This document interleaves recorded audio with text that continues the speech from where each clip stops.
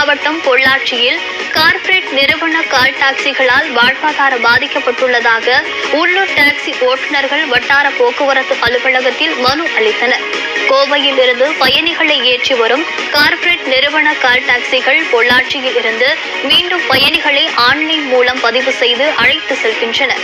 இதனால் பொள்ளாச்சி பகுதியில் உள்ள டாக்ஸி ஓட்டுநர்களின் வாழ்வாதாரம் பாதிக்கப்பட்டுள்ளதாக கூறப்படுகிறது.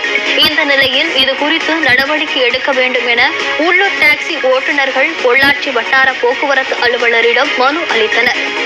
இருக்கிற இங்கே பொள்ளாச்சி ஓட்டுநர்கள் சங்கத்தின் மூலமாக மொத்தம் ஒரு 1500 குடும்பங்கள் பக்கத்தில் இங்கே வாழ்வாதாரம் இந்த டாக்ஸி தொழிலை வச்சு நம்பி வாழ்ந்துட்டு இருக்கிறாங்க. இப்போ என்னென்னு கேட்டிங்கன்னா, இப்போ தனியார் டாக்ஸிகள் கோயம்புத்தூர்லேருந்து பொள்ளாச்சி போகிறதுனால இங்கே தங்கி ஒரு வழிப்பாதையாக வாகனங்கள் எடுக்கிறதுனால வாடகைகளை எடுத்துகிட்டு போகிறாங்க. அப்போ இங்கே இருக்கிற வாடகை அவங்க தங்கி போகிறதுனால எங்களோட வாழ்வாதாரம் பாதிக்குதுங்க. இங்கே இருக்கிறவங்களுக்கு சரியான ஓட்டங்கள் கிடைக்கிறதில்ல. இதனால் லைஃப் டேக்ஸு, எஃப்சி, இன்சூரன்ஸ் எதுவுமே காட்ட முடியாத அளவுக்கு பல பிரச்சனைகள் இருக்குங்க.